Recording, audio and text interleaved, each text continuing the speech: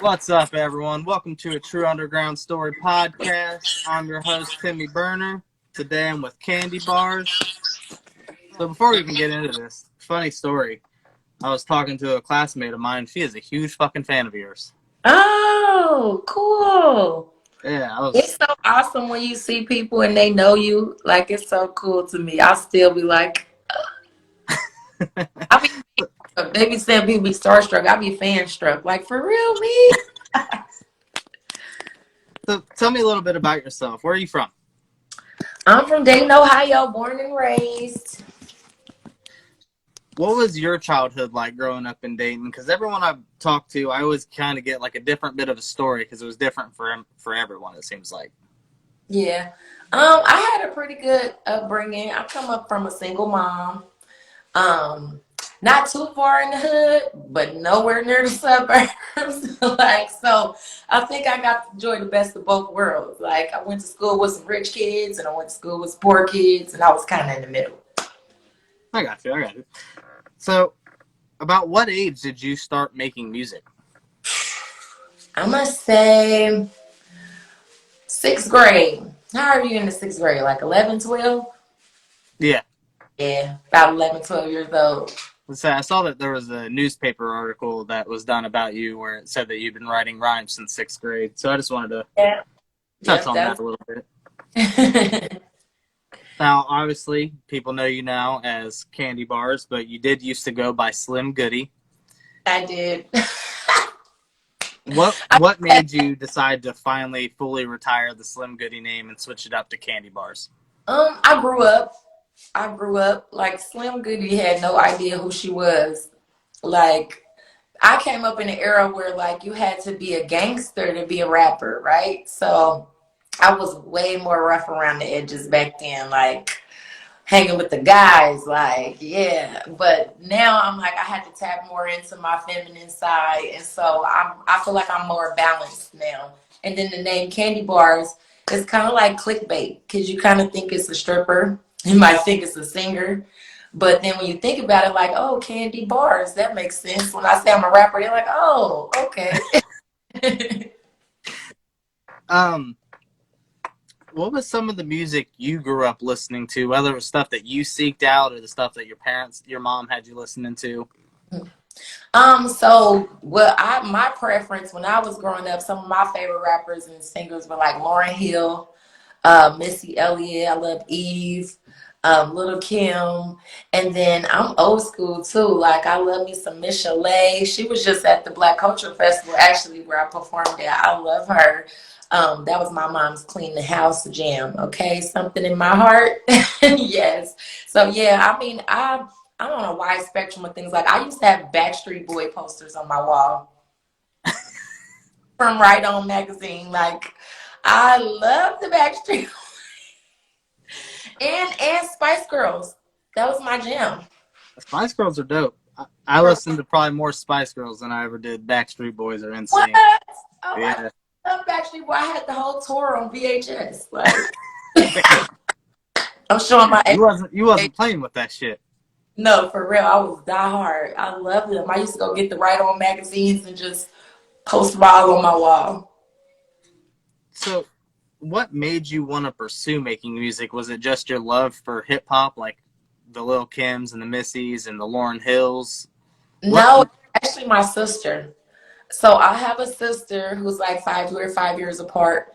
And she was doing it first. Like, at school, she had to do a commercial. They had to create a product and then they had to make a commercial for it. And then they had to make a jingle for the commercial.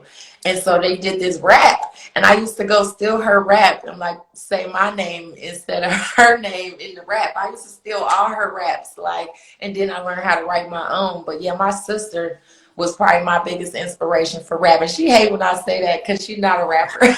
But you know, it's Aquarius. We dabble in everything. Like, she did everything, and I just follow right behind her. Like, let me try that.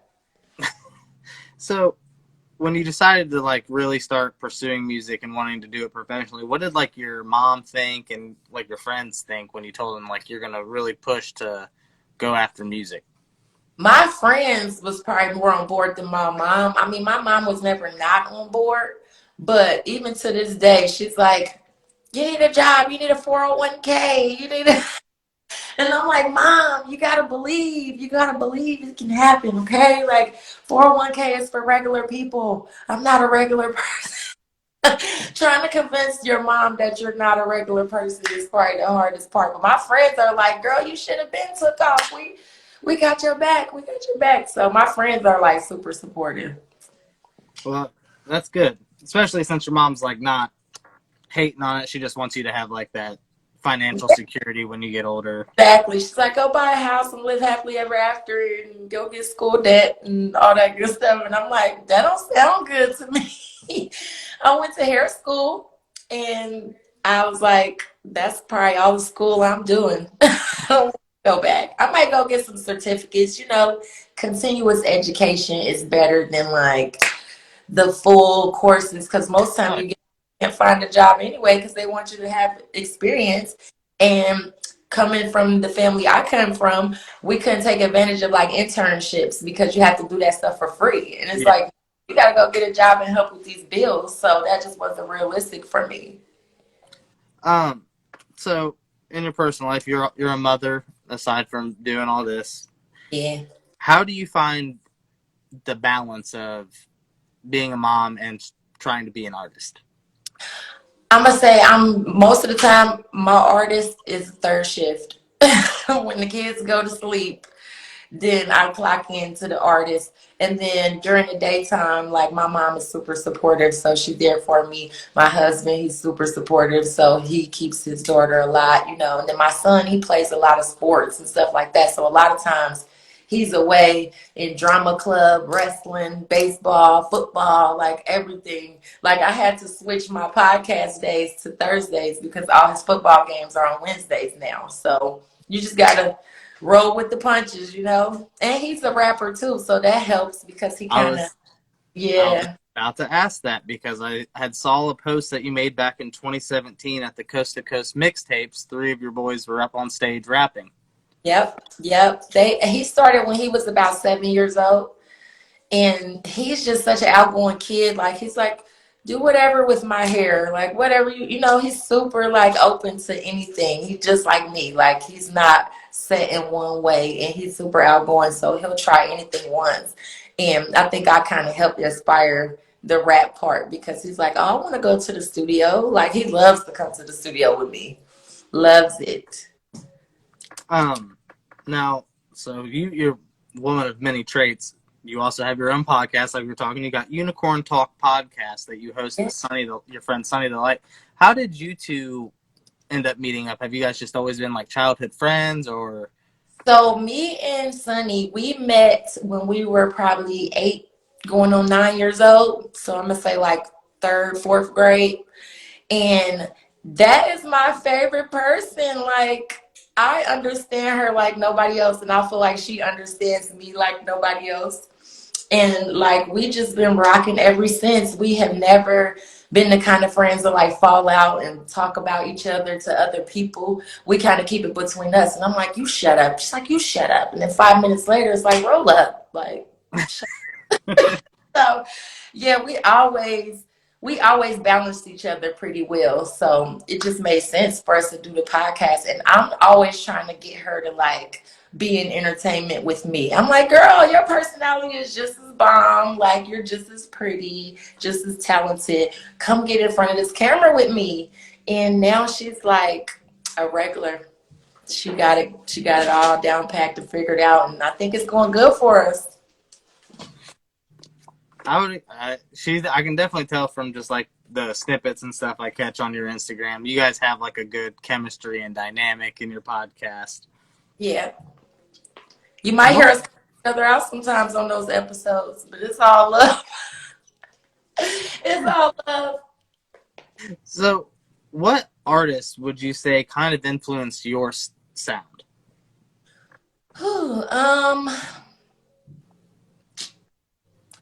I'm gonna say Little Kim the most because she made it cool to like be a pretty gangster, like She did.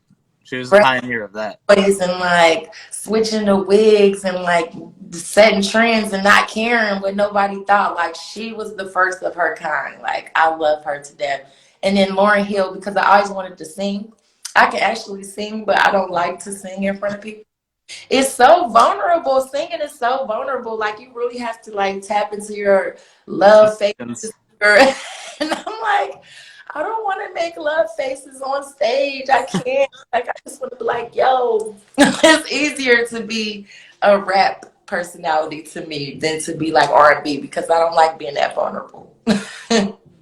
I mean, shit, you got Kevin Gates out here now. He like fucking on stage while he performs his Oh song. my God, he is doing the most. He's doing the most. But I love a person like Kevin Gates. I love a person that does not have a filter. Like, tell me what you really think. Tell me what you really think, and I don't even have to ask. Like, I know where I stand with you because you're going to tell me. So in your career, I've noticed you've gotten to work with a lot of artists. What would you say has probably been your favorite feature you've done for an artist? Like your favorite song that you're featured on? Ooh, my favorite feature that I'm on is the song that I was put on as my favorite would be the one with me and SGB, Slicko Got Bars, Money, Power, Respect, because that was my intro into Moves Media, Moves Global. So I was like having something to prove. I was like, I can rap like him. Because I think he's just so great. Like, I think he's so great. He makes like movie soundtrack type songs. Like, he is so like bigger than life to me. So like, I have him in my phone as Big Barz. So I guess that makes me little Barz, but everything big over here, okay? Nothing little over here. But yeah, that's probably my favorite one because he put me on that song, and then every time he gets a chance to perform anywhere, he always like, come on, sis, let's do this song. So like, he helped kind of just bring some awareness to me with bringing me onto his sets and letting me come into his fan base a little bit. So that's probably the favorite one I was invited to do. My favorite feature on my album, though, would be the one with me and Sea of Dreams called Toxic.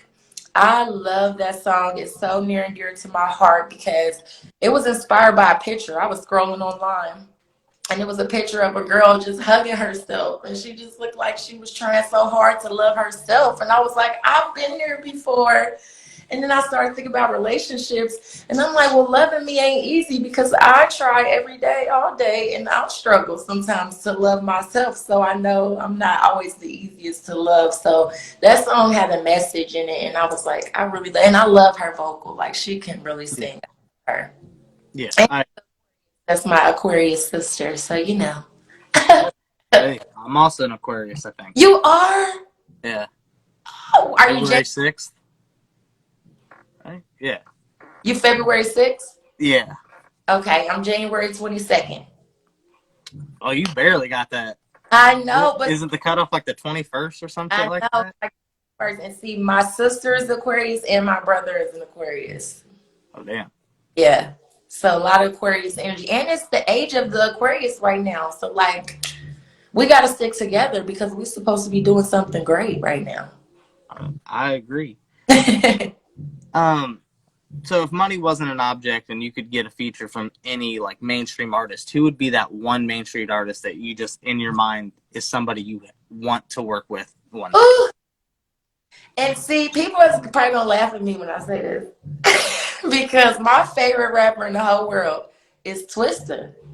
Like, I used to try to rap like that. I used to rap really, really fast like that. Now you ask me that, I'm like, he was probably one of my first inspirations. Like, I was too young to even be learning all them words to get it wet. But that was my jam. And that song he did, Cut Up with Ludacris, like, I just love Twista. So I think I would like to recreate maybe one of his old hits and like bring it back to life. I think that'd be cool. That would be definitely a dope idea. That's something I would put like in a board or something, like something I need to get done. Yeah, we need to manifest that. So you also host events a lot. You do Industry Night. What exactly is Industry Night for people that don't know? So Industry Night is a platform that I created with the help of Dollar Bill. And he's been in the industry for like 25 plus years. Like he is plugged in so far with all the club owners and everything. So he was like, I want to do something for the hip hop for the local artists, and I want to give local artists their flowers, because a lot of us only get flowers based on like popularity in the streets here in Dayton. Even though it's so small, like you have to be in a certain avenue or a certain lifestyle to get that popularity around here. So we was like, you know what? Let's give artists their flowers. So we would give them 10 tickets to sell. They could sell those tickets for $20 a piece. They could give them away or whatever, but they could make $200 to come perform in their own city. We would say their name and play their song on the radio on 102.9. Give them flyers and all kind of promotional materials so that they could share, with everybody, and post them everywhere, gas station, wherever, just to bring awareness to themselves. So I thought that was super cool, because we had places where we could go do like open mic, but it was so taboo to just get on the radio. Like, how do you get on the radio as a local artist in your city? So I thought that was super cool. Shout out to Dollar Bill. Yeah, that's a really dope thing that you guys are doing. It's a good way for local artists in the Dayton area to kind of help boost their exposure. Yeah, for sure, for sure. Now, you had mentioned that Money, Power, Respect was like your debut for Moves Media. How did you get intertwined with Moves Media? How did that process happen? So we had a friend, and she knew a guy. She went to school with Jamel, one of my managers. So she went to school with Jamel, and she found out he had a studio and everything. She's like, my friend, she can rap, this and that. And they didn't have any female rappers. And at first, from what I hear, Jay was reluctant to bring me in. Jay Lee, my other manager, he was reluctant because he had his hands full, like with Slico and his campaign, and he had Peter Prophet, they had JR Dion. So, they had a roster already, and, they just didn't want to like take away from Slico or P to kind of put some light on me. And so I knew that I had something to prove. So I had the first meeting with Jamel, and we sat down. We had a really good meeting. I kind of just was like giving him the whole spiel, like, listen, I rap, I write, I make t-shirts, I build sets, I this and that, I do all this stuff, like, take me. So, and he was like, okay, well, I sold him. So then we had to go to Jay Lee, and so Jay Lee was like, all right, no, they invited me to Slico's video. I can't even remember what the video was. I can't remember the name of the song, but he invited me to his video shoot. So I'm like, okay, let me go hang out with the Moves Media people, see how we vibe, because I'm gonna be a part of this family. They just don't know it yet. So I came to the video shoot, fully fully supportive. So then I saw Jay Lee, and he was like, okay, well, I'm a numbers guy, so let's have a meeting on 11/11 at 11 a.m. I was like, bet, because I'm like into this. I was brand new on my spiritual journey, and I'm like, this means something. Oh my goodness. And I had actually listened to a tarot card reading on YouTube, right? Don't laugh. But it told me like in the next 72 hours, it was one of those kind of readings. And it told me I was gonna have an important meeting, and that I was gonna like deliver a baby or have a delivery, right? And it was the stork card. Well, my meeting was at 11 a.m. My best friend called me at 11:45 p.m. and she was going in labor. And I'm like, oh my God, I'm gonna miss my meeting. But I'm like, let me get her to the hospital. So we rushed to the hospital. We waiting on the dad to get there because he was working out of town. Delivered the baby at like 6:18 a.m. Went home, probably took a bird bath, put on my interview wig, and I was ready to go. I was like, okay, let's get here 15 minutes early because I'm late everywhere. And they noticed about me now, but they didn't know when I was coming in.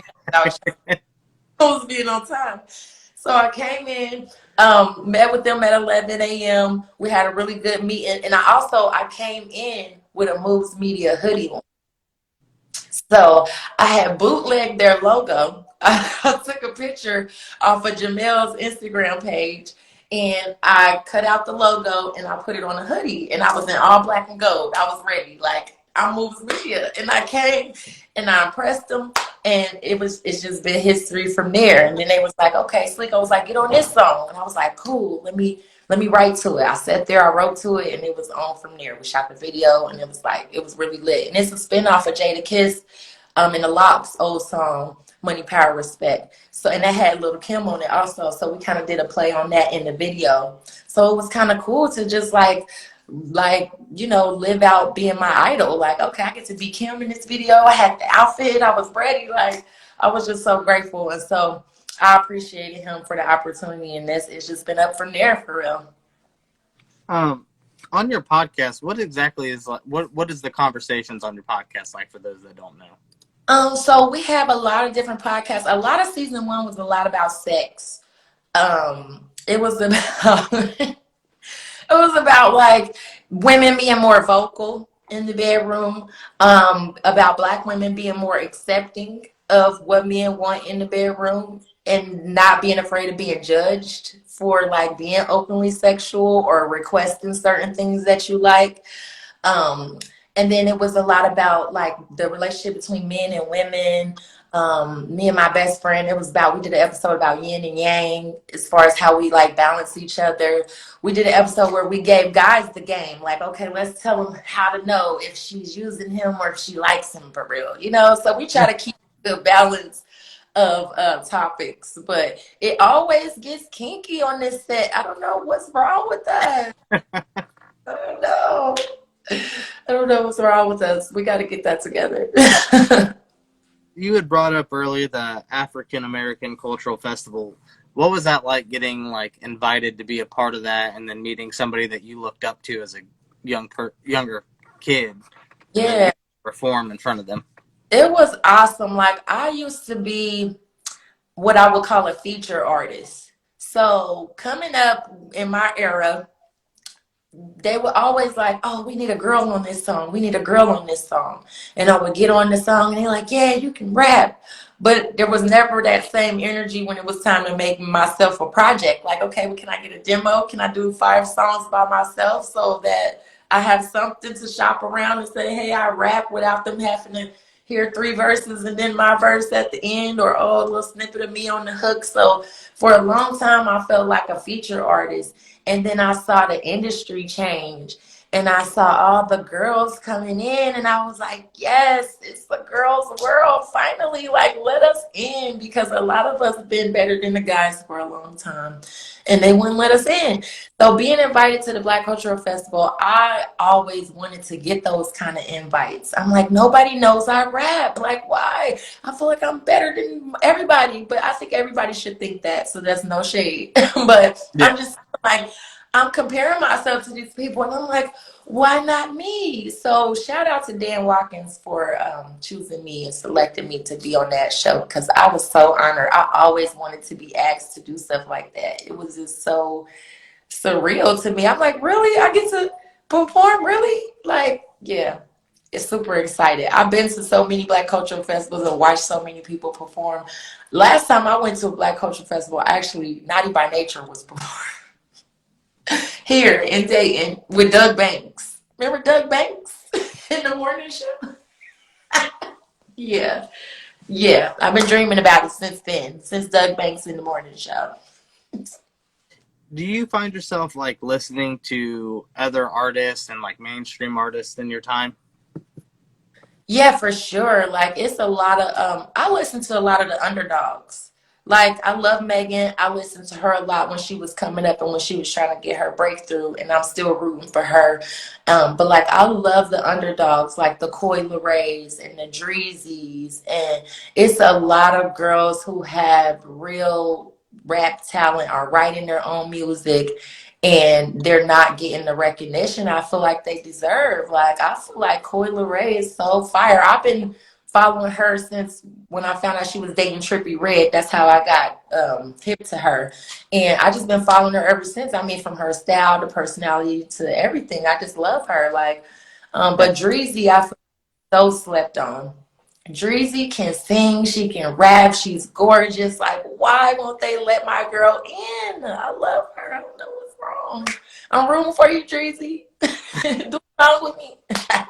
Yeah, I really fuck with Coi Leray. I can't even remember the first song I had heard by her, but I didn't even realize who she was until probably like a year later. I realized that she was Benzino's daughter. I was like, oh. And I never knew her as Trippie Redd's girlfriend. So I didn't even know she was Benzino's daughter until he came out and started tweeting. That motherfucker needs his Twitter taken away. He does. He needs.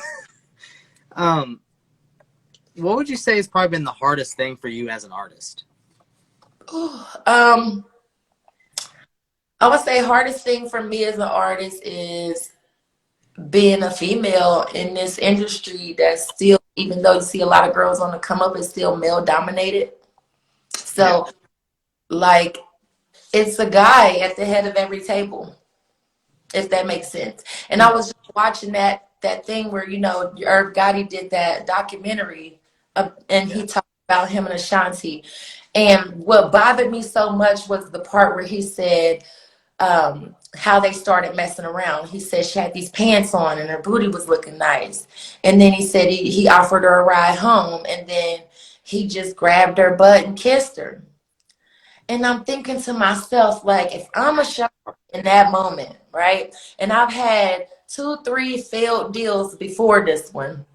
I don't want to mess this up. And it's like, you know, women get judged for how they handle these advances, but it's like when you see your whole life and your whole career being kind of dangled in front of you, like you might just kiss them back, like, and you might just act like you like it. And it's just so sad because I felt for her in that moment and I wasn't even there. Like when he said it, I cringed because even hosting in the clubs, you have security guards or club owners and they hug you a little extra tight, or they put the hand on the top of the butt instead of around the waist, or you know, they do little things, and it's like all in how you address it, whether or not you still have a job. And it's so sad, but it's like that. It really is. And then as soon as you speak up, you get this stigma about you like Nicki has. And I love Nicki Minaj. I say this all the time because like she came in a time when it was definitely male dominated.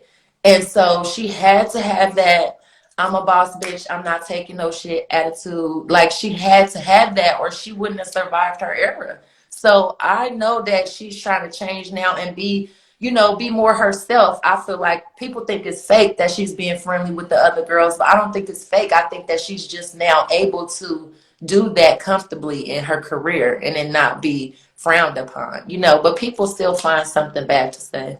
Yeah. No Woman is matter where you're at in your career, there's always going to be negativity surrounding your name just for whatever reason because people like to hate.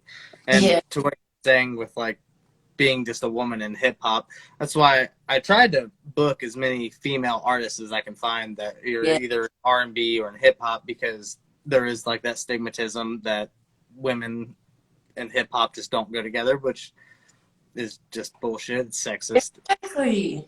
Yeah, I mean, we're holding it down right now. I mean, it seems like a lot of the guys coming in are coming and going, and a lot of the girls are keeping some longevity in the game now. So I'm rooting for all the girls. I'm rooting for all of them. I love the guys too, but I'm rooting for all the girls. I want them all to win. Yeah, with the whole Irv Gotti situation, that's just sleazy as fuck to me. That's like I can't think of his fucking name now, but the Hollywood dude that got Harvey Weinstein, essentially. Yeah, it's serious. And then, like, we look at it like I used to watch these stories and be like, me too. Like, come on, girl. Why you didn't say nothing when it was all going down, you know? But like being more involved in the industry lately and having an album out and being around different settings where there's a lot of guys, like I understand how you become passive because you feel like you have to. You Yeah. don't want to rub the head man the wrong way. Like, yeah, so I feel for her. And yeah, the Weinstein thing, that was crazy. And the lady was helping him. Yeah. What the world? So, on a more positive note, what would you say has been the most rewarding thing for you as an artist? Most rewarding thing to me as an artist right now is having a team.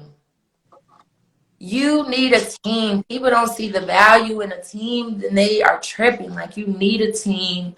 You need good management and good support. You know, you need people to bounce ideas off of.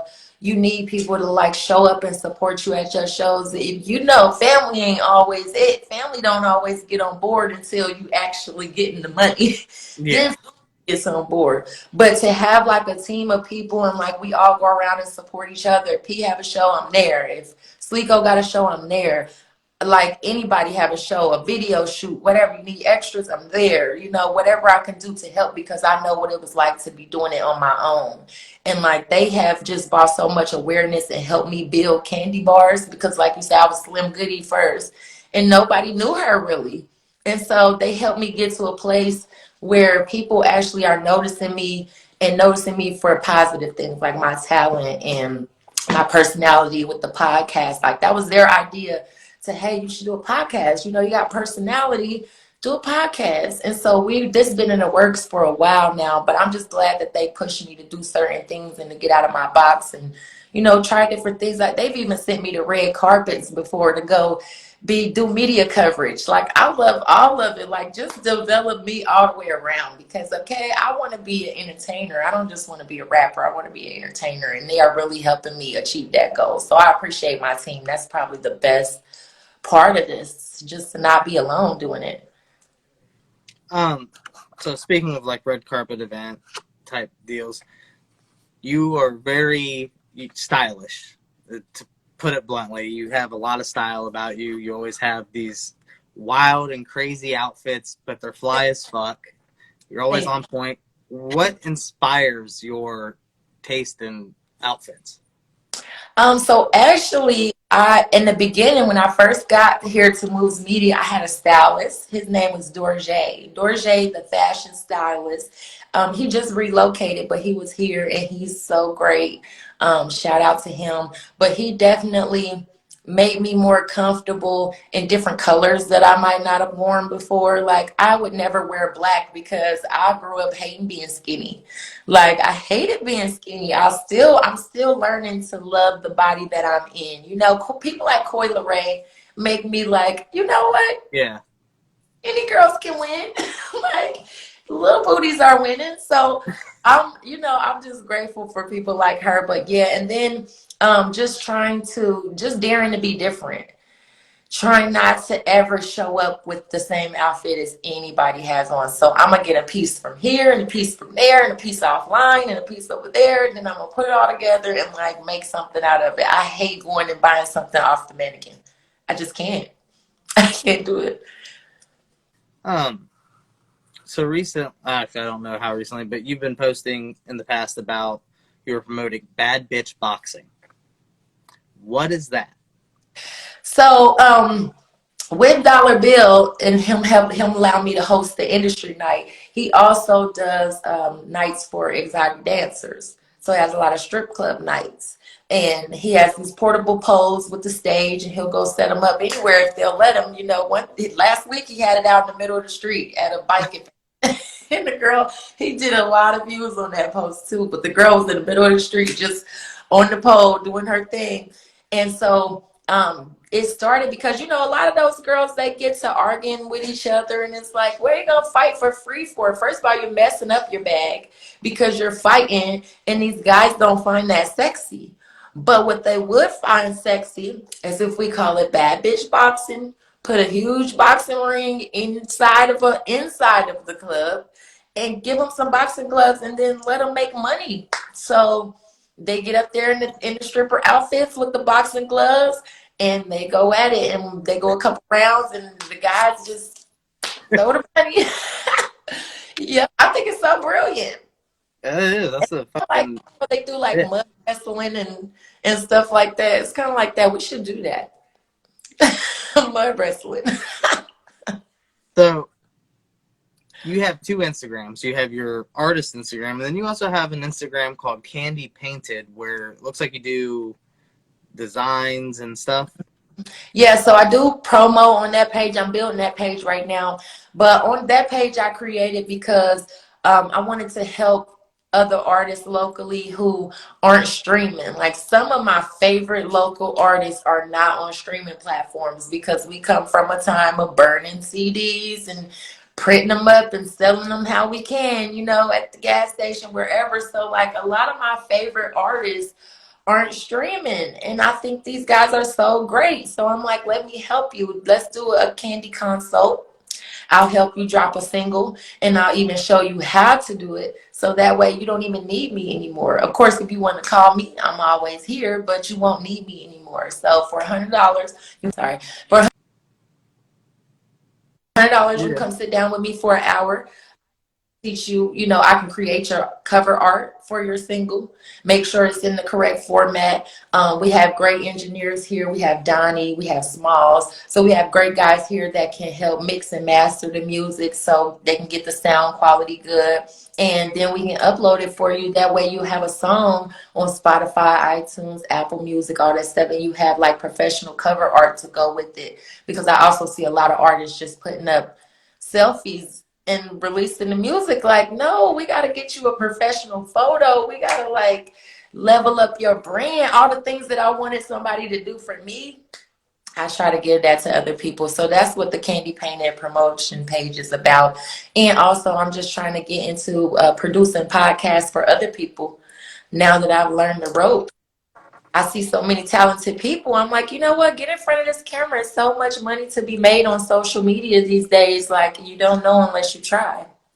So, yeah, that's where that came from. And I'm building that page, and it's going to go crazy here shortly.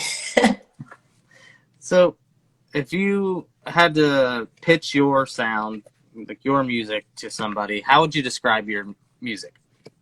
Ooh. That's a good one right there. Just ooh. Ooh. Yeah, that's it right there. I would call it like graciously gangster. Like, such a gracious gangster. Like, it's so rough around the edges, but very, very polished. Like Bougetto, bougie and ghetto at the same time. That's a whole new word right there. New Ooh, words, yeah. a new genre. Bougetto music. There you go. Shit. All right. So I got a quick game here that I've been playing with artists when I do these. I'll Okay. present two music artists to you, and you'll tell me which one you would rather listen to on the radio. Okay. Well, not radio, but if I handed you an aux cord, which one of these two artists would you pick? Okay.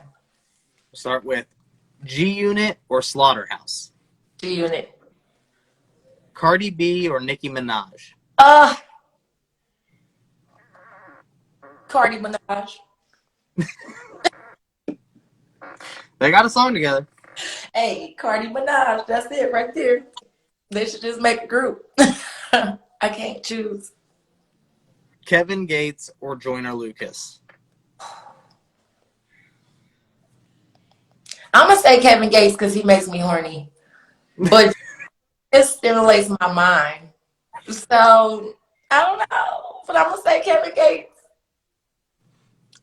Wiz Khalifa or Young Thug. Ooh, Wiz Khalifa. Yes. I just want to smoke weed with him and hang out. I just think we would be such good friends. In my brain, I've pictured that happening so many times. I'm like, I'm just gonna let him fucking down because he's gonna No, just want to seriously. keep smoking, and I'm just gonna be dead in the corner. Yeah, like I just imagine me, like if I get there, when I get there, I just imagine me and Rihanna and Wiz Khalifa just smoking a fatty and just making a hit. Like that's just what I see. So we're gonna speak that. Candy bars featuring Wiz Khalifa and Rihanna. I'm trying to think of weed and mimosas. Weed Maybe. and mimosas. Look at you. I gotta go pitch that to them. Let me go get in there right now. For real. Nelly or Akon. Nelly. Tory Lanez or Chris Brown. Tory Lanez. Bruno Mars or The Weeknd. Bruno Mars. Erykah Badu or Lauryn Hill.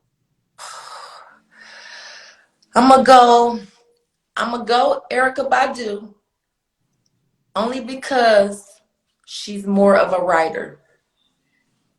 I love Lauryn Hill, but a lot of my favorite songs she didn't really write. So yeah, Stevie Wonder. Actually, you know what? Not Stevie. Prince or Michael Jackson? Michael Jackson. Music Soul Child or Drew Hill? I'm gonna say Drew Hill because I also had Cisco posters on my wall.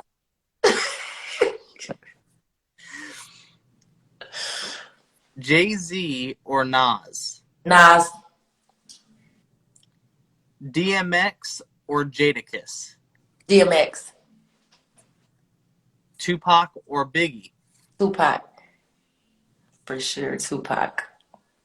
Outkast or Wu-Tang? Outkast. J. Cole or Kendrick Lamar? Kendrick Lamar.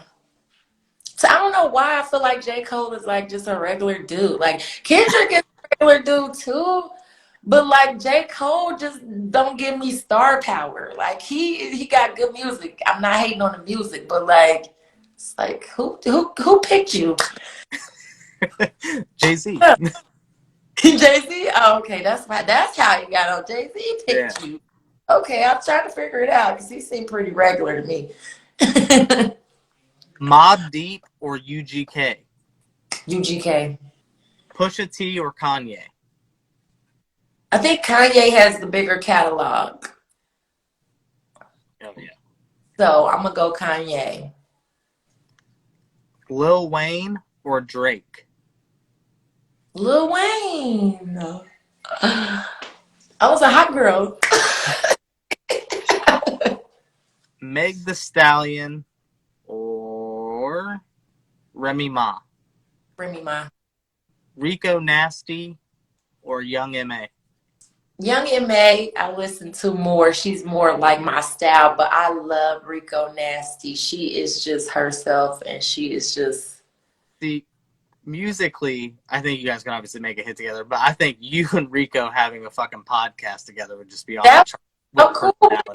Love her personality, and I'm like, I want to be like her. Like, let me go tour the UK. I don't care. Like, whatever, let me go tour the UK. They might love me over there. Like, I need to tap into that international market. She did real good. Gucci Mane or Jeezy? I'm going to go Jeezy because I feel like he's the better lyricist, but I definitely do more ass shaking than Gucci. T.I. or Ludacris? I'm going to go T.I. Young Dolph or Nipsey Hussle? Nipsey. Kalani or Summer Walker? Kehlani. Kehlani to me has star power. I don't know. Summer Walker's cool, but she don't really like the stardom. She don't care for it, and you can tell. You fuck with Lotto? I do. I've been watching Lotto since she was on the Rap Game. Okay. I've been for her since the Rap Game, like for real. And I think that she was smart not to take the deal from Jermaine Dupri because she knew her potential, and it might have ruined her if he'd have put her in a kid, like famous kind of spot. But I really wish she would have listened when he suggested that she change her name. She could have avoided a lot of the controversy that she faced when she was first like really making a name for herself if she would have changed the name like he suggested. I agree. Yeah. What's your thoughts on Iggy Azalea? Culture vulture. Okay. That's about where I'm just curious at this point what a lot of people think about her because I feel the same about her. She had the one hit that I liked, and that was it. And that was that. The same about her as I feel about Doja, except Doja is much more talented. But even though Doja got some black in her, she don't like it. Yeah, I've heard all that stuff. Like now, because we buying her stuff and dancing to the beat, But prior to that, she didn't like us, and neither did Post Malone. What would you say is probably more important to you as an artist? Your monthly listeners on Spotify or your followers on Spotify? I'm gonna say I'm gonna say followers, but I feel like the followers and the monthly listeners hopefully will go hand in hand because if they follow me, then they get an alert every time I drop new music, and then that gives me a better chance to get that stream to get them to actually listen to it. But you do need those monthly listeners if you want the check. Yeah. But you don't want people listening and then not following you afterwards because that means they didn't like what they heard. Yeah. No, I definitely understand that. Yeah. So, what was Candyland? I saw that you recently were promoting Candyland back in July. So and Candyland was my way of like polishing up the strip club scene around here. So a lot of the places where the African American strippers have to go are not actual strip clubs. So they don't have built-in poles. There's not stages. There's not, it's just a different culture. It's a lot of like scraping the ground for the money, fighting over it with other girls. It's just different. So I was trying to kind of merge the two. Like I was trying to merge the white strip club and the black strip club and like make that happy medium. Because in the white strip club, they don't really like for you to make it rain. They want you to put the money in a garter belt or you do a lot of private dances. In the black club, you can get rained on and you get the whole show and everything, but then you got to worry about girls scraping up your money. So it's like, okay, we're going to create an environment downtown Dayton, really nice place, Club Evolution. I'm going to put some poles in. I'm going to create a VIP section so that some of the black dancers can offer private dances. They can charge whatever they want to charge and make some money. And some of the guys that the clientele I was expecting for downtown area, I know some of those guys like to be more discreet. So they might be more willing to spend money if they could do the private dance versus if they had to just do it out in the open in front of everybody. So just trying to bring the two cultures together. And then, of course, I had to put my spin on it because I'm Candy Barz. So it was like, you know what, Candyland. And then I was like, let me have a girl of all flavors. I'm talking about black, white, skinny, tall, thick, short, whatever you could name. We had all flavors at Candyland. So you could choose any one. I'm sure it would have been one in there you like. How many tracks would you say that you currently like have in your vault right now that you could just drop? I'm gonna say about 40. About 40? But I really have to stop doing that. I'm not a person that can like sit on music because after I sit on it for so long, I don't like it anymore. So I'm like a drop and go kind of person. I'm probably more cut out for singles because if by the time it's time for album mode and I gotta listen to it again, I'm like, I don't like it. So, and I also feel like quality over quantity. So you can have like a notebook full of stuff. You can have a bunch of songs saved up, but like, do they sound like now? Are they hit worthy? Like, if I can't like see it being a hit or hear it on the radio, at this point in my career, I'm just passing it because I'm just like, nope, that's not gonna break me through. That's not gonna break me through. Like it's there, it's good if I need it, album filler, but I don't even want any album fillers. If I do an album and it got 10 songs on there, I want all 10 of them to have hit potential. And I know that's a lot to shoot for, but I feel like if I'm gonna put an album out maybe once, twice a year, I want it to be like all of my best work. So that way anybody can listen to any song 1 through 10 and see my skill. With that being said, with like your album that you did release, was that last year? Yeah, last year, Checkmate. Mm-hmm. When it dropped, I listened to it front to back. It's 8 tracks. Mm-hmm. I think that you did a good job with what you were trying to do with every song having hit potential because you have bars on each one of them. You have some songs that have a different vibe to them, like Toxic is different than Checkmate, than Unicorn Pussy. Murder She Wrote, though, is probably my favorite off there. And it's also probably one of my favorite music videos because of you paying homage to one of the fucking funniest movies ever. Yes. Okay, so Peso shot that video, and that song was my first solo song when I came to Moves. and I was in the studio. They had set me up sessions every Sunday. I had 4 hours. And I was supposed to go in and just come up with anything that I could, because when I came in, I expressed to them like I don't have a catalog. Like, I'm telling you, I'm the best rapper ever, but I gotta show you. Like, just let me in the studio, I'll show you. So Ro Grigsby, or 12 a.m. McKnight. He go by a bunch of different names, but he was my engineer for those sessions. And he was there. He was making a beat. I was like, I got songs in my head, but I can't get them out correctly, because I feel like when I go on YouTube to look for a beat, I'm having to change something about the song to make it fit. It's not coming out how I hear it in my head. So this was the first time I sat with somebody. I told him the hook, and he like just formed a beat around what I was saying, and it just turned out so good. And I was like in go hard mode, because I was like, I got something to prove, I gotta prove to them that they picked the right girl, like, for the team. So Murder She Wrote, I definitely was coming in with something to prove. That's my favorite song off the album, honestly. I love Toxic too, because it's a different vibe, but Murder She Wrote, like, that one is close to my heart. I love that song. And in the video, in that movie was Don't Be a Menace. That is hilarious. I was looking for a pager everywhere. I could not find a pager. So in the video, you would see I had a flip phone on my hip instead of a page.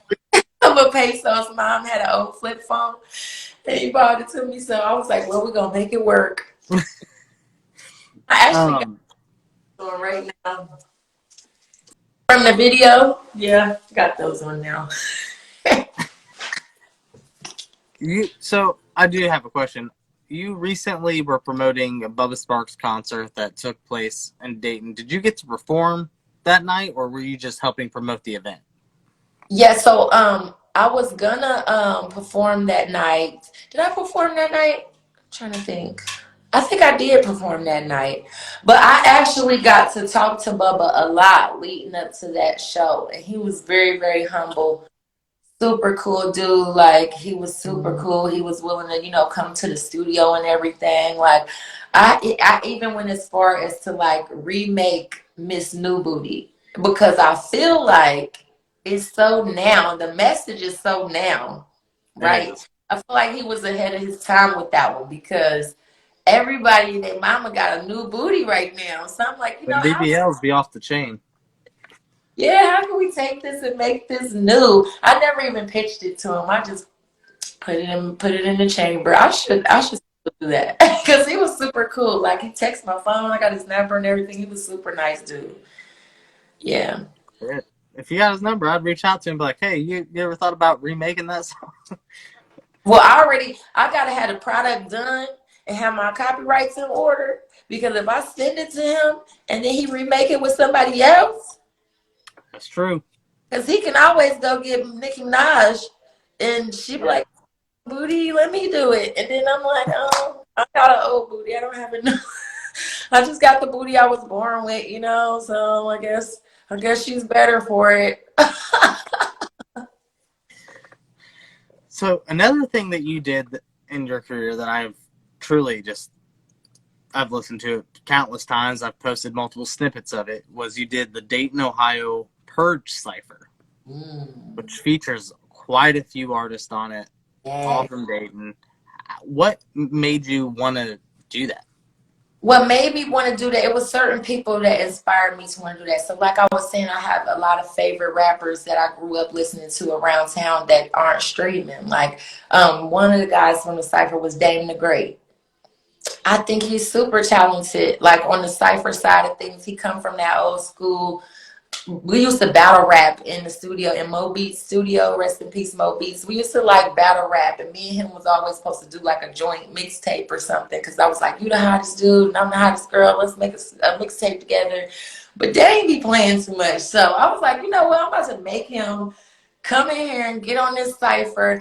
And plus, I was doing a Halloween party, so I had all these decorations already. So I was like, you know what? It'll be so cool if I set it up like a haunted house.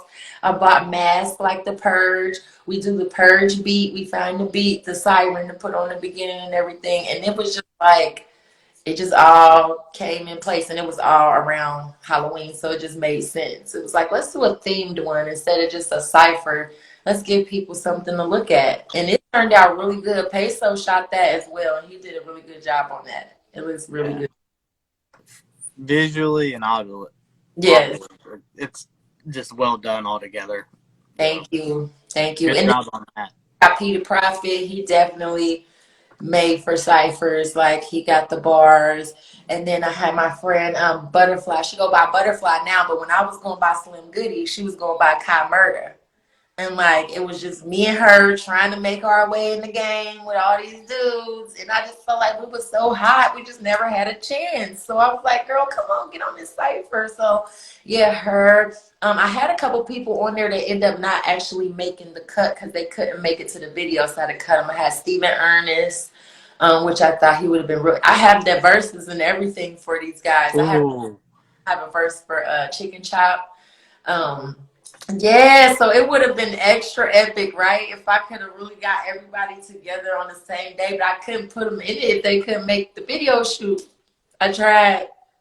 I was just, because going into it blind when I watched it the first time when he released it, I was not expecting to see Jackie Moon on there. Yeah, Jackie Moon, yeah. I was like, listen, so I invited Steve Ernest, and then I was like, Jackie, you trying to get on this cipher?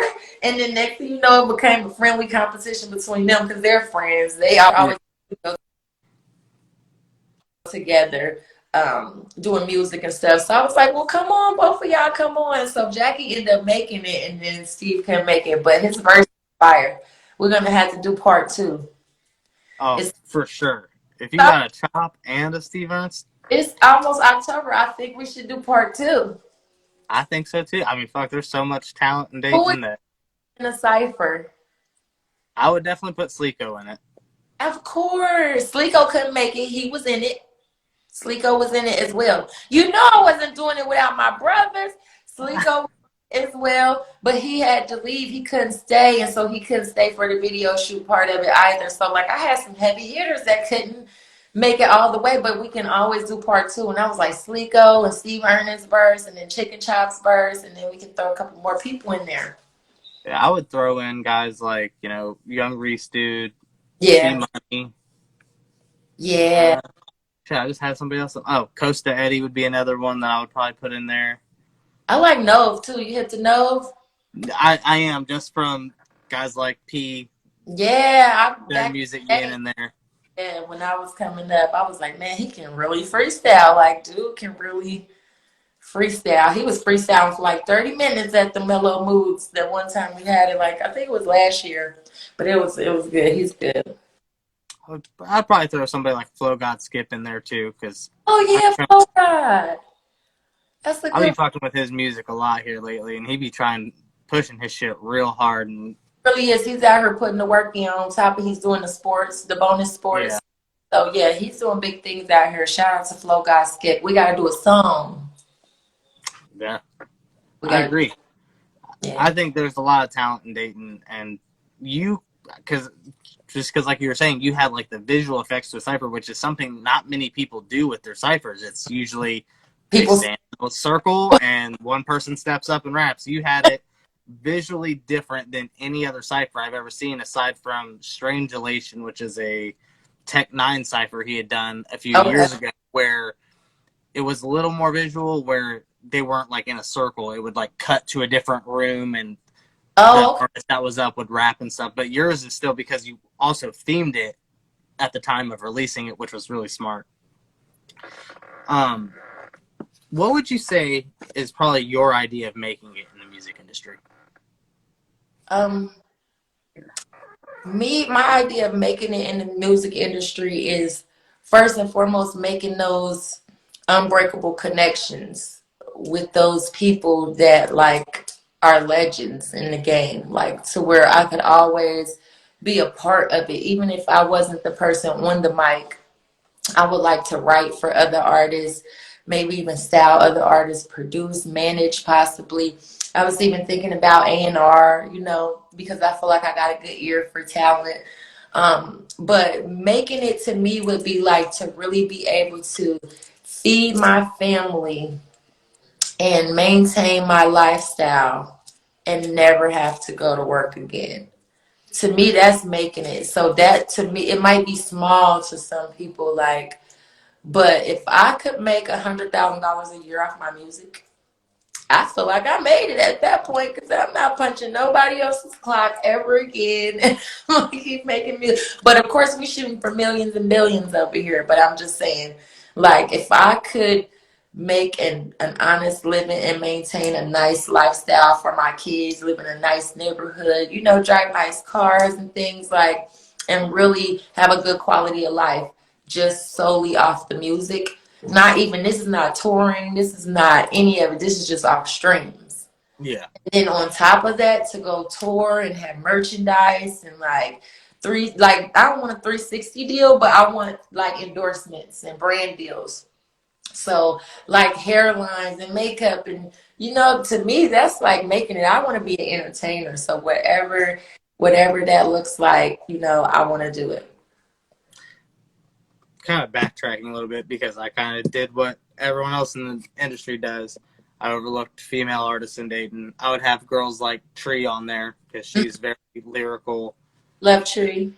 And then an older artist that I haven't really got to deep dive her music, but I've heard her on features from older songs when I've done my research on Dayton hip hop. Gigi. Gigi De Niro. I knew you were gonna say that. Listen, I've never met her in person, but I just love her energy and her light. She just seemed like the sweetest person ever, and she seemed so fun and so outgoing. I'm just like, girl, we gotta link up, and she's like, yes, queens, link up. Like, she's so welcoming to me. It's so nice to me. I appreciate her, because you don't get that in the female world. Like, it's like, you rap, I rap better.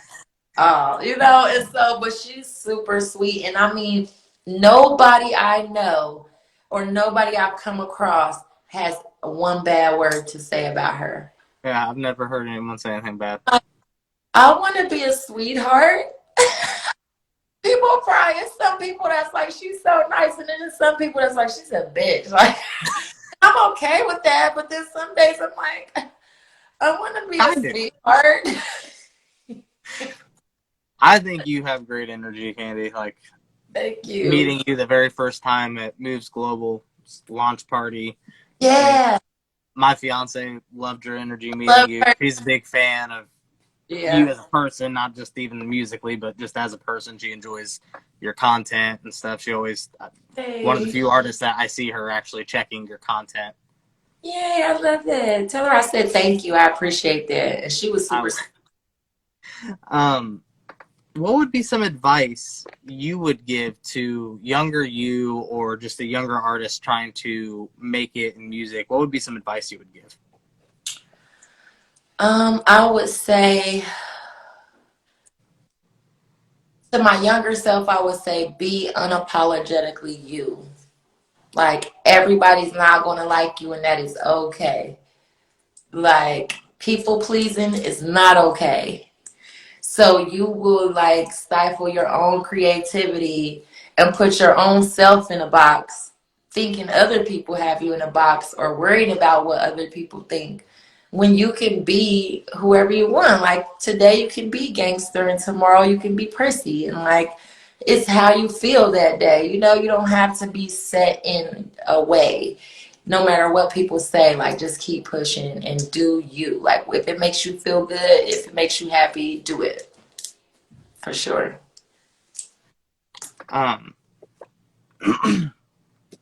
What would be some change you want to see in your community? Honestly, I want to see some police reform. I don't necessarily think that we should be defunding the police, but I think that they need to be trained to deal with people who come from a different background than they come from. They need to be trained thoroughly to deal with people with mental health issues, or to be able to see a person and assess that, okay, they're not all there. Like, they're not a threat to me, they're a threat to themselves. So what can I do about this? You know, I would love to see that change, because I'm not gonna lie, when I go to the club, I feel safer if I see a police car. But then it's like I'm scared for my fellas. I'm scared for my guys because I'm like, when we leave here, are they gonna profile us? Like, are they just sitting Right. to pick us off and pull us over and like, you know, just put us deeper in poverty? Like, I'm taking license or whatever. Like, what are they here because they really want to protect and serve? Like, I would like to feel safe when the police are in the area. And I don't always feel like you get to tell your side of the story sometimes. They just kind of assume based Yeah. on past experience, based on, and it's not their fault. You know, if majority of what they see is this way, then their brain is going to normally say, okay, this is what's going to happen. They're going to assume, you know, and things is going to be like premeditated because they're going to just automatically go off of their past experience. But that's human. That's human to do. Like, if I live in a certain neighborhood myself and I know that this is what goes on in this neighborhood, I'm just not going to walk up and down the street and assume that it's not going to happen. I'm probably anticipating it. I'm probably like, ugh, I hope this doesn't happen, but I know this happens over here. You know, so it's Yeah. normal. It's normal to have those cautions and to have those preconceived notions. We all do it because we're human, but I just want them to be able to take a step back and really like assess the situation and realize that they do work for us. They do work for the people. One of my biggest things is, I know it's a state to state thing, but no knock warrants are probably the biggest bullshit thing I've ever heard of. Oh man, listen, my brother is doing time right now, and it's over something he did not do. It was a no knock warrant. There was no DEA. They were in plain clothes. Like it looked as if they were about to be robbed. Yeah, And that's like my thing with it, like with the whole yeah, Breonna Taylor thing, like her man shooting at the cops when they came in. Like, why do you think people own guns? Because to protect hit themselves. themselves when someone breaks in their fucking door. Thank you. Like if you're downstairs in your basement watching Monday Night Football and you hear boom boom, and then next thing you know somebody get to proceeding down your steps, you ain't gonna look first. You assume they bust in your house, they came with weapons too. Cause I'm not coming in nobody's house if I don't have a weapon of my own. So if you make it down these steps, you're not gonna make it back up. So I really feel sorry for, you know, that cop and his family. Like I really feel sorry for their loss because it's still a loss for his daughter, it's a loss for his family. But like we all have to be held accountable. And if you know you're running around being a dirty cop and you playing a dirty game with guys with guns, you know the risk you face Yeah. busting in the house with plain clothes on in the middle of the night. We all gotta, you know, and just like my brother, I'm like, man, you know, you just shouldn't have been over there. But, you know, we love our friends. We don't care what they do all day, every day. We go, we watch football, and that's what we do. You know, it's not like I gotta be worried about what you did all day, but we should be worried about that. We have to know what our friends are into because you can get caught in the crossfire. It's unfortunate. So it just dawned on me that when we were talking about like your introduction to Moves Media, you quickly won Jay Lee over Hmm. because shortly after they got their first building there in Centerville, I had came because he wanted to meet me because of P talking me up to Jay Lee, Yeah. and before I left, he said, "Oh man, I need to show you this clip of this girl, Candy Barz, that I just saw that we just put on the team." Like, Yay. and he played like a little freestyle you did in the photo shoot room there. I was like, "Oh yeah, man, she's fucking got it. Like, she's fired. Like, she's had some fucking bars in there and everything." Man, I'm telling you, I was trying to prove myself. I was like, I can do this, like I can do that. Man, there was so much pressure, like, but it's such a family now. I love it here. I really do. So let's talk about your music here for a little bit. We'll start with some singles you did. You had a song, "Me and My Blicky," back in 2020, featuring City Slim. Yep. What was the creative process behind that? So we were at my guy's house, AK Digital. He just moved to Florida, but he's like a beat maker, super fire beat maker. And Steve had introduced me to him, the guy City Slim on the song. And me and City Slim, we've been friends since I was like 15 years old. I've been knowing him, so we had always said we was gonna do some music together. And he was like, "Yeah, my guy AK got the studio. He got a beat, everything." So we went over there, and he started playing the beat. And Steve was like, "I got a verse for this." So he went in and he did his verse. And I was like, "Let me write something to it real quick." And I sat there and I literally wrote that verse in like 15 minutes, and I recorded it, and that was that. I think I got that on video. I need to put that on something. Then you also have probably my favorite cover art you have, just because it's so different. You have a song "Stupid," and it is you just squatting down on the cover. Listen, that was me being my own manager, my own team, my own photographer. I literally bought a green screen sheet off of Amazon with some little cheap photo lights, and my husband set it all up. And I got in there and I took my photos. I took my photos and we cut me out of it, and I found me a little pretty background to match my outfit, and I was like, "This is it." This is the one. I so thought about taking that old stuff down, but I was like, "Nah, that's me. That's my journey. I'm gonna leave it." And I still love that song. That song is a fire song. Yeah, I would definitely leave it up, especially like it shows the progression. It shows like what you were at to where you're at now.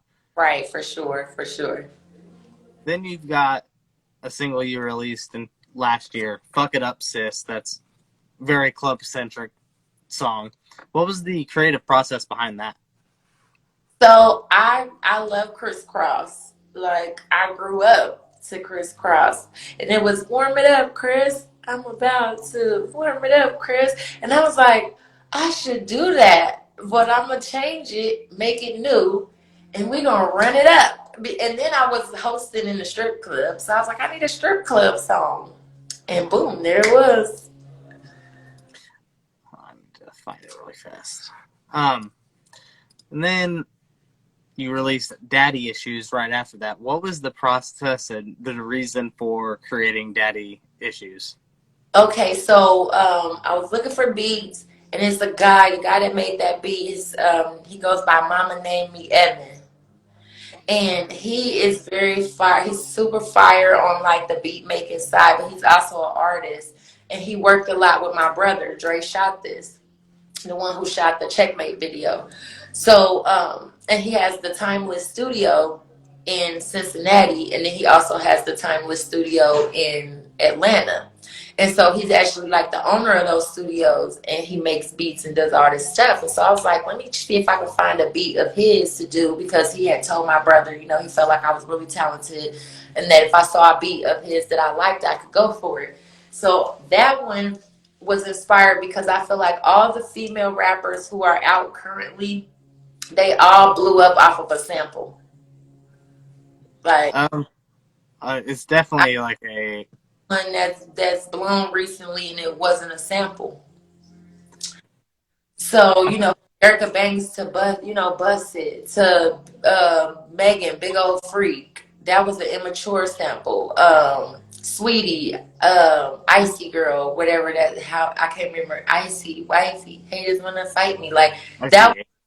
You know what I'm saying? All the girls that I saw breaking through were doing it on a sample. And I'm like, is it the beat? Is it not me? Is it the beat? Do I need to have a sample? So, of course, I love me some Mariah Carey.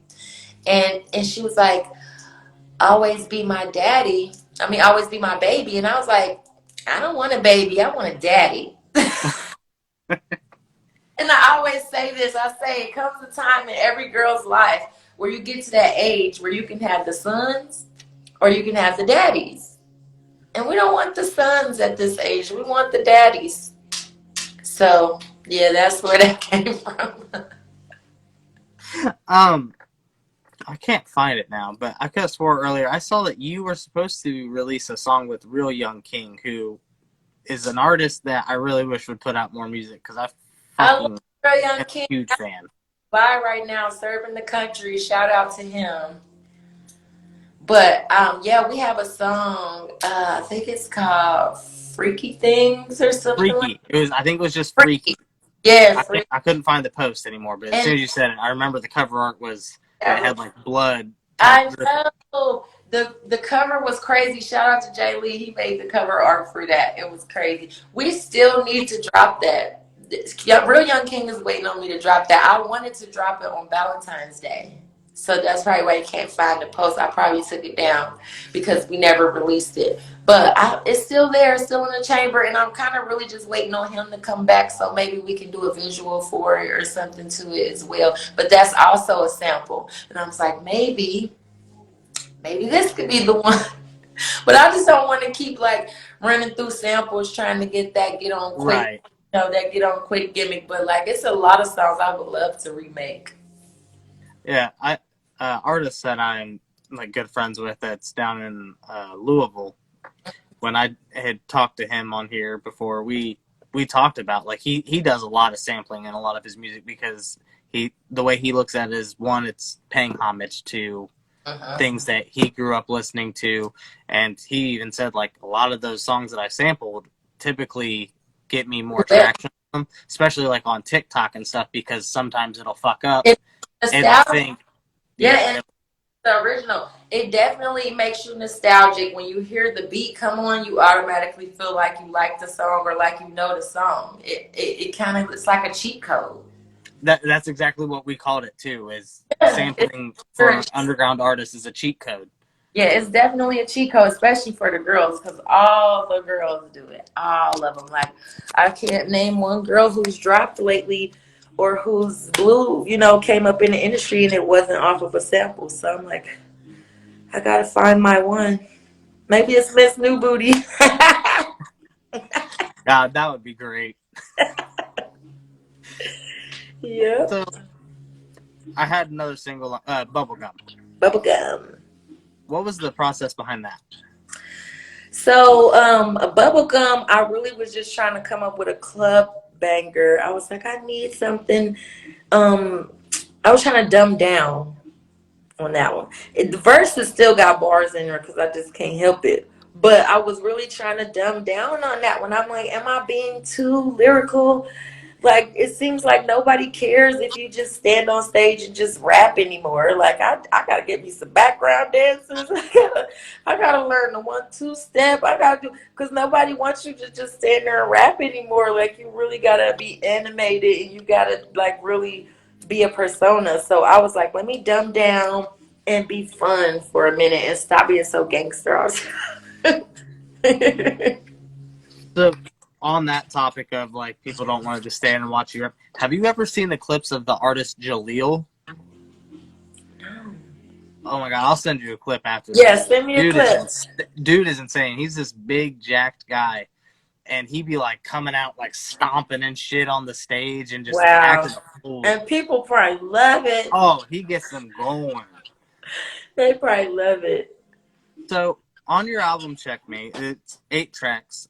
And then we kind of already talked about Toxic and Murder, She Wrote. But what was the process behind Bad Energy? Because that was probably my second favorite off that album. Bad Energy, I feel like I channeled a lot of past relationship issues from myself, stories I hear from my friends, like just all the women I know and everybody on this new consciousness now and on this spiritual awakening. And it was like meant to be like a positive song, even though it's called Bad Energy. It's like bad energy be gone. Like, I've been stepping over shit I used to trip on. Like, I don't trip on shit no more. I just step over it. Bad energy be gone. And so I touched a lot of women with that song because a lot of women love that song because it's just a relatable song. Like, we've all been through relationships where we've lost ourselves. Like, losing weight or just in depression, trying to like be in this relationship or be this person for somebody else when we really just need to like be in love with ourselves for a moment. So Bad Energy was like just, I needed I was also trying to get my female fan base up because For a long time, I was like 75% male, 25% female across all my platforms from Instagram to TikTok to YouTube. And I'm like, what am I doing wrong? Why the girls don't like me? So that's when I started doing songs like Bubblegum, Toxic, and Bad Energy. Because I was like, I got to let them know, like, I go through shit too. Like, I know I carry myself a certain way, but like, I don't think I'm better than anybody. I cry. I have hard times. Like, I'm married, but we go through things. Like, so I just wanted to be more relatable to the women. And so I feel like I definitely achieved my goal with that because a lot of my platforms have tipped the scales and now I'm more female following than it is male. So, but I want to keep them both. So the new project, that's the one. Kind of have you got the balance in there. You're like, I still got my gangster shit. But what's These so bitches won't crazy kill is me. I'm calling the project Balance. Oh shit! What do you mean? Calling it Balance, and it's going to be like half masculine, half feminine. Because we are all supposed to be an equal amount of both. So we're all supposed to have parts divine feminine and parts masculine, and we aren't supposed to like be ashamed of either side of that, men and women. Like a lot of men are more ashamed of their feminine side, but it's like you need to tap into that a little more. And some women hate that they have the more masculine side, but it's just like sometimes in the world we live in, you have to be able to be a little bit of both. So I didn't want to lose my female following that I built up, and I don't want to lose my male following that I already had. So trying to make sure that I give both sides something, and also just be unapologetically me, because sometimes I am masculine and sometimes I'm super feminine. So I'm like, let me give them both. And also, I don't want to be put in a box. I don't ever want them to think this is what she does. She raps like that. Like, no, she does everything. I can't put my finger on it, but she does everything. So that's what the new project is about. Just finding the balance between my masculine and feminine side and my female and male fan base. Just trying to keep it to where they know both sides of me. It's kind of like what Biggie kind of taught Lil Kim, because when he first found her, she was very gangster rap, and he said, And "Guys she are like, kids he who like, rap like no, that." girl, pull your coochie out. They want to Yeah. see it. Um. So you've got the track "Bridges." What was the process behind that? Somebody made me mad. It was a girl I used to be friends with, and we're no longer friends because she burnt that bridge. And like, it hurt me very deeply because I was always very good to her. And every time we would have a disagreement or a problem or we would fall out, it was always because she did something foul to me. Like, she could never pinpoint a situation and say, well, you did this to me or you said that to me. It was always her not being a good friend to me. And I'm just like, my life, I saw my life going on an uphill climb. I was like, I'm so up, I can't help but to talk down. And I'm like, this girl will run around and slander my name like I was not the best friend she ever had in her life. Like, fuck a friend, the best family member she had in her life. I adopted her and I took her and I loved her as my family. And I still wish her all the best. But she got to swim with the sharks because the bridge ain't there no more. She burnt it. You can't be doing that shit. Ain't we doing that shit? Um. So we've obviously talked about "Toxic" and how that was like one of your more favorite tracks that you had on the album. What made you decide to do the remix with Jive? Ooh, so I love Jive. Okay, so Jive, I look up to Jive because Jive is very slept on artist around here, and he has the monthly listeners, and he has the streams, and he has, you know what I'm saying? He has what we all think we need to make it. And it's like he's still, a humble guy, like super humble. And I feel like his voice is just such a cheat code. Like, so when I went to go do a song with him, I was trying to more step into his world Because he's like, well, I can rap on anything. Just let me know what you want to do. So I'm sure he was expecting like a Murder She Wrote or a Checkmate or something like that. But I'm like, no, I need to tap into that great fan base you have. Like, I feel like that's the point of doing features. If you do a song with me, hopefully some of my fans come and follow you. If I do a song with you, some of your fans come and follow me. And I'm like, you got the best fans. You got the most fans. Like, let's do a song together. And he's so talented. Like, he came up with his verse very quickly. I did write the hook and everything and the concept and all that stuff, but he did his verse and he sang it wonderfully. Like if you see him in the studio in action, you're like, dude is a genius. And Thrizzy engineered that session for us, and he is like very underrated on the engineering side as well. Like he's super talented, and he's a talented artist as well. So if you haven't tapped into Thrizzy, tap into him too. I just had him on a couple weeks ago. Oh, okay, cool, yeah. Well, I'm gonna give you the floor. Floor is yours to plug anything you got going on. Okay. Well, we are back for season 2 of Unicorn Talk, the podcast. Me and my best friend, Sunny the Light. So make sure everybody go follow her and show her some love because she's my best friend in the whole wide world. And working on a movie. Working on my acting skills, getting my headshots in order. I'm a part of a casting company. So just trying to develop as a full entertainer and not, just a rapper. If anybody wants to come on the podcast, do hit up my management at Moves Media. It is a long waiting list right now for guests. It's crazy right now. I'm just so excited that people really took to the show and they really love it. I'm hosting. Thank you. I'm hosting R&B nights at Zen Lounge, downtown Dayton, 121 North Ludlow Street. And this Friday, we're doing the Usher versus Chris Brown. And it's going to be 2 DJs, just like the verses, and Ballhead Tone's Kitchen. He'll be there with his food truck that used to be up at Lord of the Wings. So he'll be there with the good food. And my best friend and I will be there. And all the beautiful ladies, because it's like ladies' night in there on Friday nights. So, like, the previous places I'm at is not so female friendly. Like, it's more like geared towards guys. But the R&B night is something that the ladies really love. It is 25 and up. Shout out to Dollar Bill and DJ Ron Hunter for plugging me into that. The album, we talked about the album coming, Balance, coming soon. Haven't decided on a date yet. I just really don't want to rush it. I'm just kind of going with the energy of it. Like I said, I'm quality over quantity all day. So I don't want to just put a bunch of songs on there that don't make sense. I got to make it make sense. But yeah, really just doing the podcast, and I'm about to change my set and drop a mic from the ceiling, and artists can actually come and do bars on here. And I want all the ladies to know it's free for the first time for ladies. Okay, so any ladies, if you got comedy, if you poetry, rapping, singing, whatever you want to do here, you can come and you can do it here. Your first time is free because I want to be the guy at the head of the table.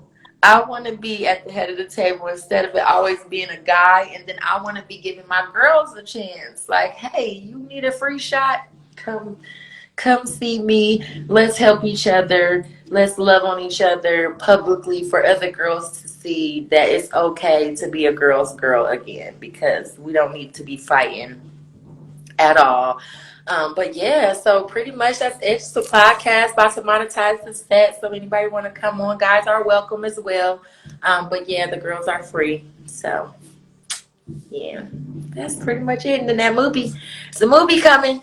I won't say too much, but when I get some more, get some more details on it, you're gonna hear it first. I'll definitely have to reach out to Jay Lee about being on. No, you know. We sticking with our nearest and dearest for these scenes because we don't want to have to chase folk around. You can't, these strangers, stranger danger. We're going to call you like, okay, so listen, can you be the mailman today? Or can you be like engineer? I really want to give people roles that are so opposite of their everyday life because I want to give people a chance to actually show their acting skills. So Be ready. Tell the missus we'll give her a roll too. All right. Well, if anyone's watching this on the edit, make sure you like, comment, and subscribe. All of Candy Barz links will be in the description below. Her YouTube channel, her Spotify, her Instagram, her Apple Music. All of it will be there. You got a Facebook page too, don't you? I do. It's Candy Barz. And then I also have TikTok. Candy Ooh, yeah. Barz 937. I'm almost at, well, I'm not almost at 10K. I'm at 6K. But I get to monetize at 10K. So you follow me, I'll follow you back. I So we would can all get definitely. some money. I've noticed that, especially with like females on TikTok, because there's so many thirsty guys on there. Just going live will boost how many Going followers. live does boost. Only thing is, going live, you have to really make sure that you don't violate none of those policies, because they will take your whole page away and don't even give you a chance to get it back. It's sad. You can't, like, no smoking, no drinking. Like, the lives are really kid friendly, so you can't be doing anything on live. So we just hit 1,000 followers on the Unicorn Talk podcast TikTok page, so now we can go live. But we never go live because we're always in here smoking and drinking, doing grown folk stuff, pre-gaming for the pod, and then we curse on the pod. We try to be a little ladylike, but what is ladylike anyway? I don't know. So, yeah, that's why we haven't gone live on there. But yeah, if you go live, you do get followers and hits out of nowhere. People start coming to view your page and following you. So yeah. And then Moves Global. It's actually Moves Global. They have a TikTok page as well. And now they're posting the Wordplay Wednesdays on there. And they're doing so good. Like, they got 2 of them, like, over 30K. So yeah, everybody's about to start monetizing these social media pages. And I encourage everybody to do the same thing. If you have an idea, bring it to life. Don't be afraid. Just do it. Face it. Yes, yes. Yeah, I'll definitely have to reach out to try and get on the podcast sometime, because that just looks like a fun time with you and Sunny. Oh yeah, you should come on the pod. If there's ever anything you want to talk about, any topic ideas, we take topic suggestions. Move said it's 40K. I saw that. I said over 30K. To be clear, it's 40K. To be clear, it's 40K. I appreciate you coming on, Candy. I appreciate you having me. I appreciate what you're doing for us local artists. Like, I really appreciate it, because most people just don't care about us. They just don't. They just overlook us, like you said. And, like, you make sure that you get everybody, and I appreciate you for that. And meeting you in person was so great. You was such a good energy. I got a friend. You got a friend. You got a friend in me. Yep. No, but you got it. You're doing a good thing, and we appreciate you, like, so much. Really, we do. I appreciate that. Well, I hope you have a good night, and be safe. All right, you too. Thanks. Thank you. Bye.